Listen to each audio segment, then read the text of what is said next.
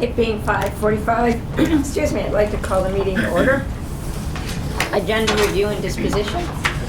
Madam Chair, we'll need the non-public session for personnel coming from program and staff.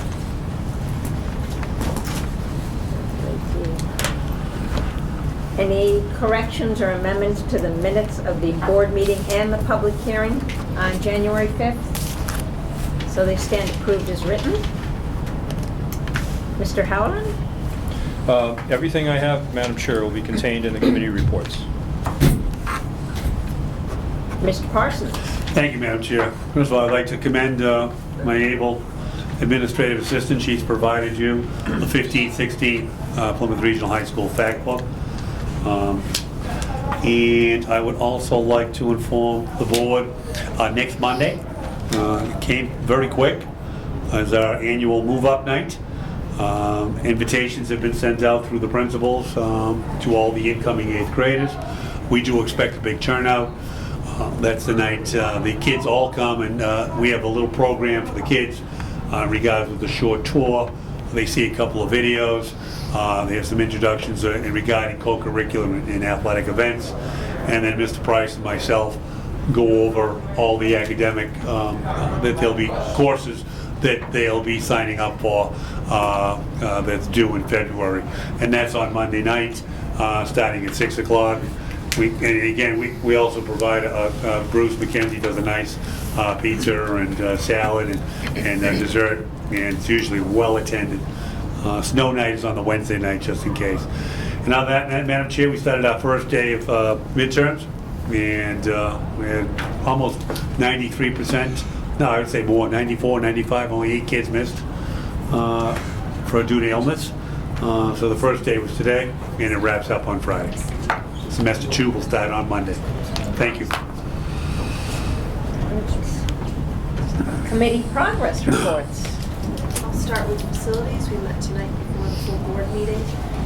We were updated on the boiler project grant, and that's still pending. Formal notification. John Francis is hopeful that it's going in the right direction anyway. So we'll move it to you. And Mark gave a quick facility update. Everything's running smoothly around the building. Low demand for energy right now. So this has been the first real cold spell we've had. And then our next meeting is February 15th. Thank you. Policy and budget. We met at 5:15 tonight.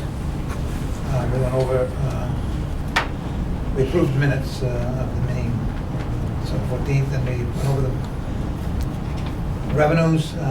Mark indicated that our revenues in tuition were higher than anticipated, and so we should be in fine shape in that regard. He had not counted on the Warren tuition, as they had not made up their mind at one time when we had to have a budget. And they, of course, are here now for a full year, so that's going to be helpful.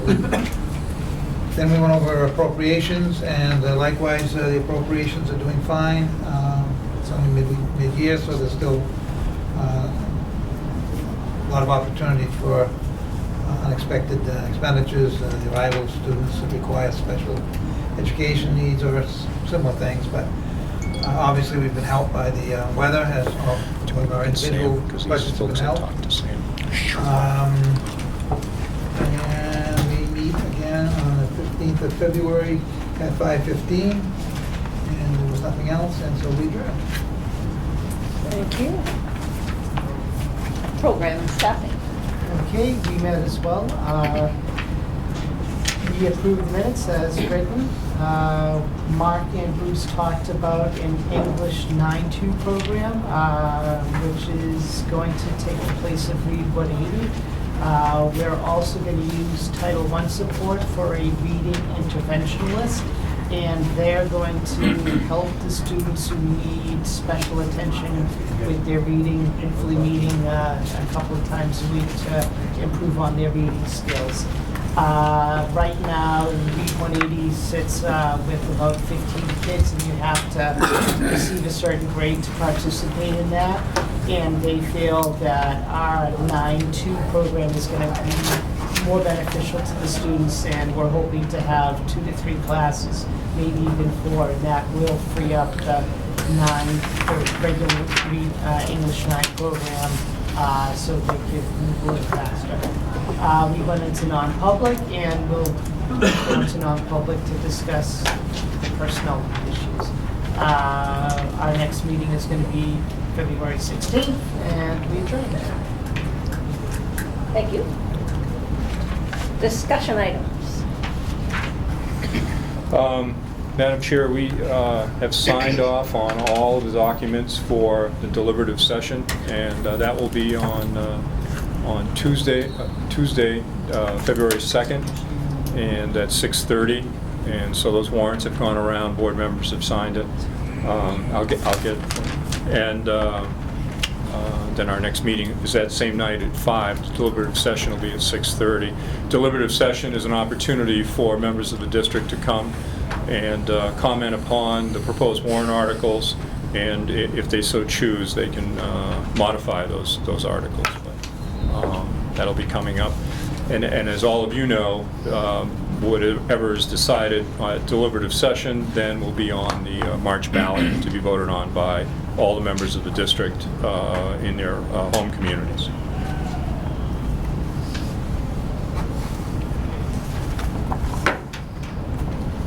And I send that over to Sam. Sam, out of the room when we... While you're doing that, I'm sorry, I skipped SCC. I know you haven't had a meeting, but you They're have not meeting one till the coming up 1st, February 1st. on February 1st. Correct. Nothing's changed to my knowledge on that.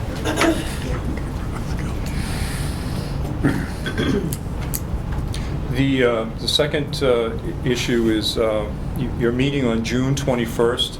In terms of long-range planning, Bruce and I would like to have an extended period of time with the board. School will be out, and what we would like to do that day, as you know, your collective bargaining agreement will be up for negotiation, and there are a number of topics within the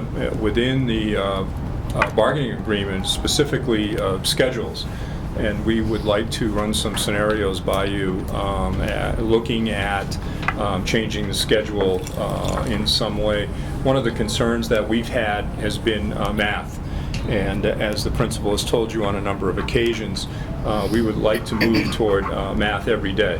And so that would be modifying the proposed schedule. So we'd like to talk with the board about some possibilities of what a schedule could look like. They have implications for bargaining. So we didn't want to do this in September and October. We like to do it in June, so that you have an opportunity to think about it over a couple of months and see if you think that we're on the right track, and then how that would be brought forward to the faculty. So I'm wondering, Madam Chair, if we could start that meeting on the 21st at 3 o'clock. My understanding is it's going to be a rainy early summer day, so you'd have nothing to do that afternoon. Thank you. A lot of black flies. Yeah, a lot of black flies. It'd be a good day to stay inside. So this isn't the retreat. No.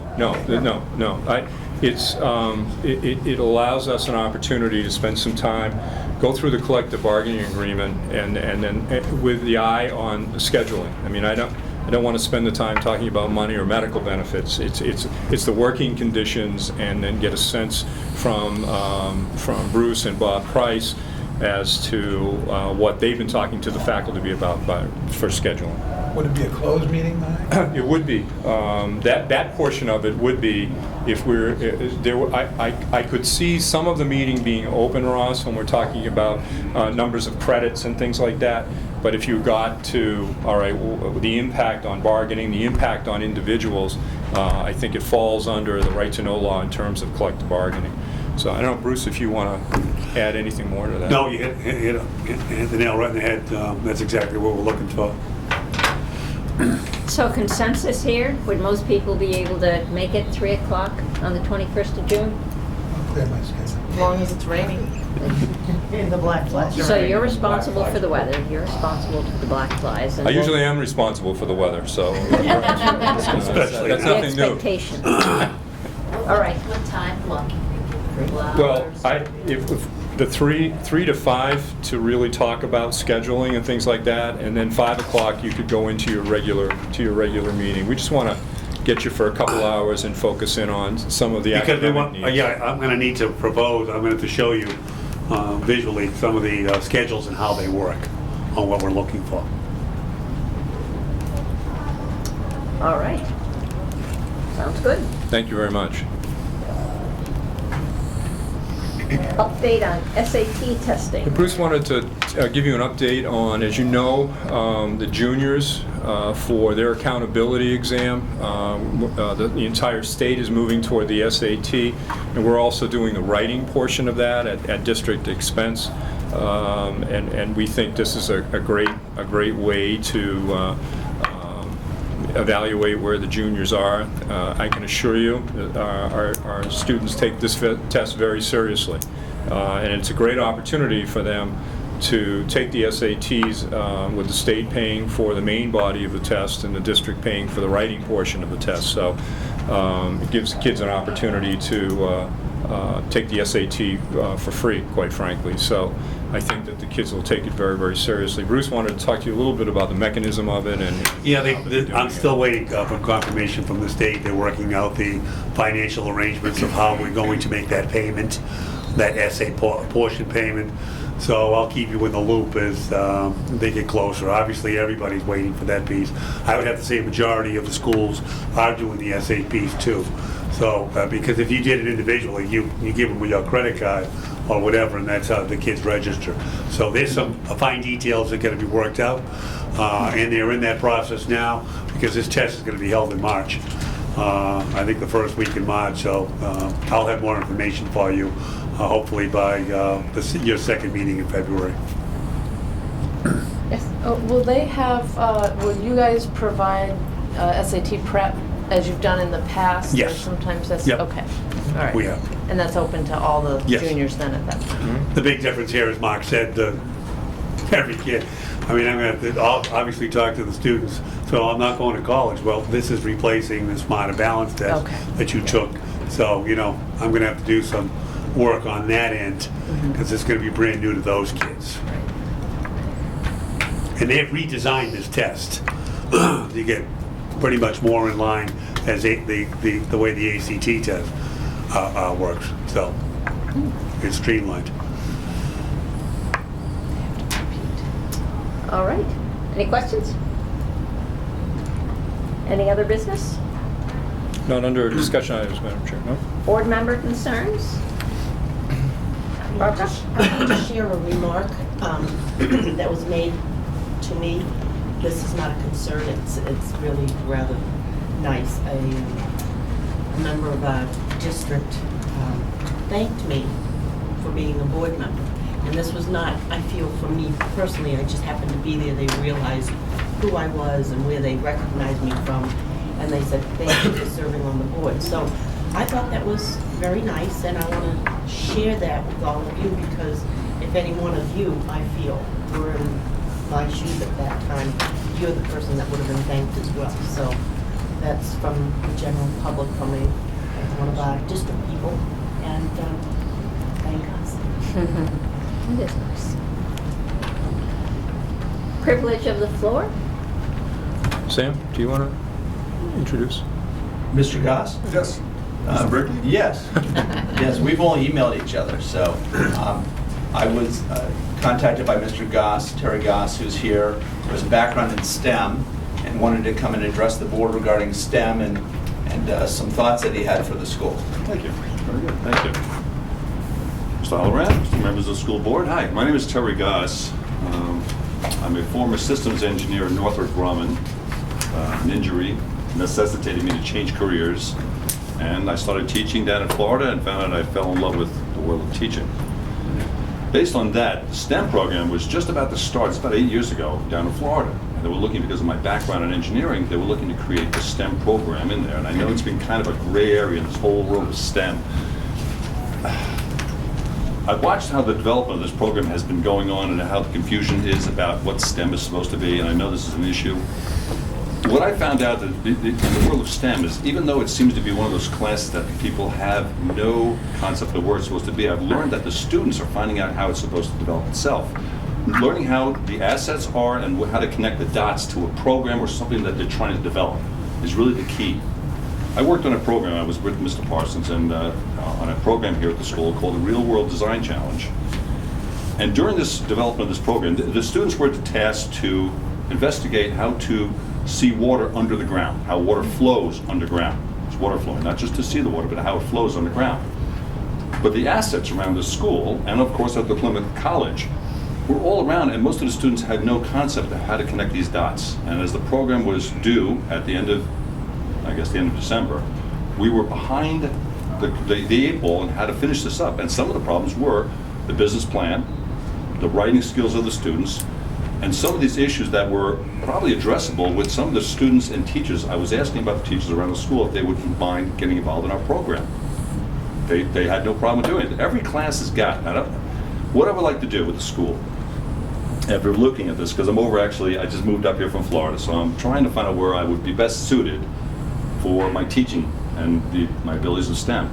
This school is like a blank slate. It has a lot of capabilities and a lot of assets around, including the college, that would allow these students to see how they can connect the dots and where assets are available to them to do things around the school. For example, we'll say the writing skills of the students. They were under the gun to try to push a lot of stuff through, and their writing skills were just more or less writing the way they were speaking. I would have loved to have given it to some of the AP class students, the advanced students in the school here, as part of a mentor for our class to develop that.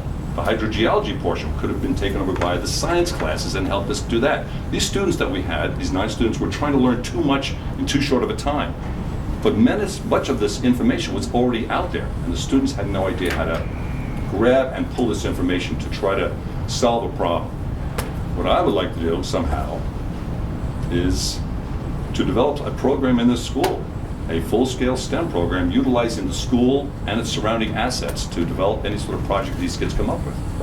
And I'm hoping, that's why I'm asking Mr. Berkeley, and I'm not sure why I'm here, but I'm trying to present to you guys and try to get my name out to see whether this program be something you guys would be interested in. It's still confusing based on what the states and the federal government are trying to define STEM as. But it's more or less a student who has the ability to do something. They're good at what they do, but there are a lot of other assets for people who are good at what they do. And I'm trying to get these students to understand, I don't need to learn it all. I just need to learn out where all of these assets are so I can gather this program together and finish my project to the best of its ability. Down in Florida, we had a satellite dish that was on the property, a 10-foot parabolic satellite dish sitting out there. We were working on power energy at the time. Asked my principal at the moment if he didn't mind me taking it off its poster and cutting it down and bringing it into my classroom. We turned it into a 700-degree solar cooker. The kids around the school were helping us build and design the solar cooker. Well, what had happened was, because the thing was generating, because it was in Florida, so much heat, we were trying to cook popcorn. That was our first task, to cook popcorn. Of course, it burned the bottom of the popcorn dish. Kids are all upset. They don't know how, we're not going to cook popcorn, Mr. Goss.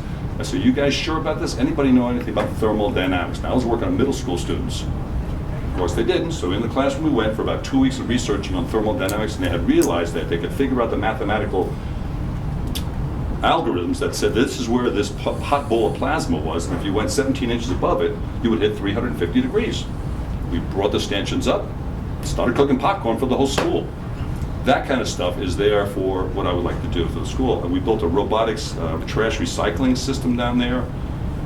There's a lot of things I know the kids can do around here, and a lot of kids who have great ideas. And what I'd like to do is be part of that development of the students. Want them to learn math more, want them to learn science. The kids that don't want to go to college learn a new skill that they didn't realize that they had, they were good at. When I first gave these students the request for this job, I gave them something called a Briggs-Myers personality assessment. I don't know if you've ever heard of that. It absolutely set each student exactly where they were best suited for. So we had 2 project managers in each, which worked out perfect. And we had engineers, we had designers, and the program worked great. We were still under the gun because the kids were disseminating too much information at the time. So we had to bring in, but I wanted the school, at the time, and I know Mr. Parsons said I could use collaboration, but we didn't have enough time to run around the school and get these students to help us out. But it's not just the students, it's the surrounding community. It's the college itself. It's the individuals that have information out here. There's plenty of people out here who have a lot of information ahead that we can learn about the assets to solve problems with the school. STEM, I would love to be a STEM teacher in the school. And if not, I'll find another place for myself. But I'm so close to here, this is a perfect spot for me. I'm over at Swan Lake. So for me, this was awesome for me to start here. I know you don't have a budget for it. I've been inquiring about that. I know they don't have a teaching budget in here. And I've been volunteering. I believe it or not, I would continue volunteering. If that's an option, I still love teaching. I'll do it for free. This is a job it's unbelievable they actually pay me for.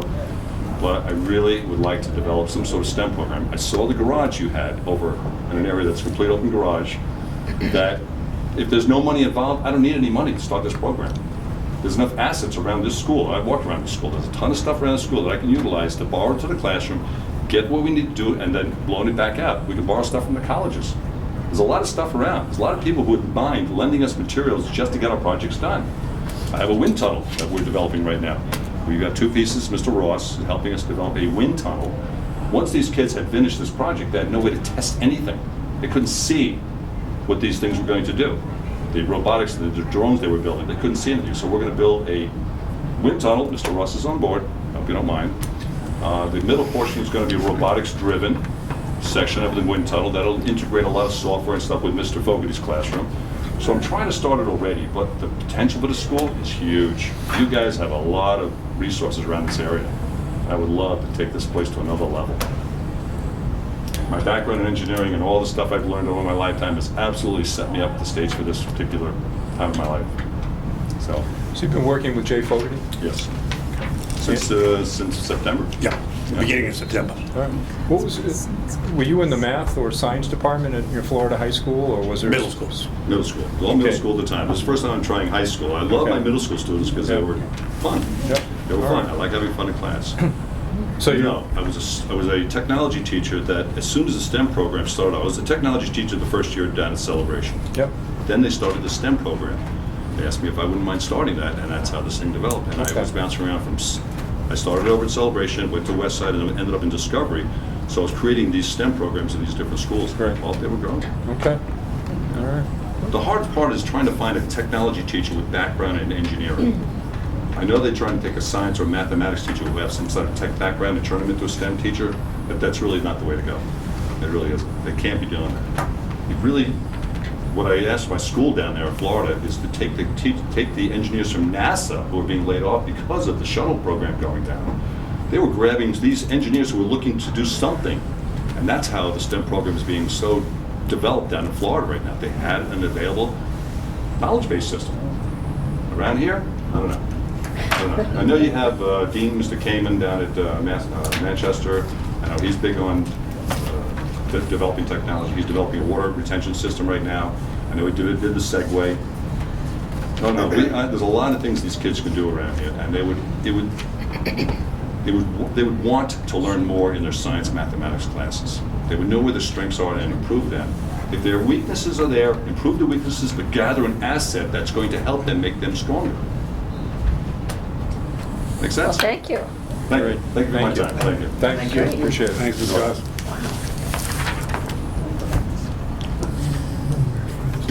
Let's do it.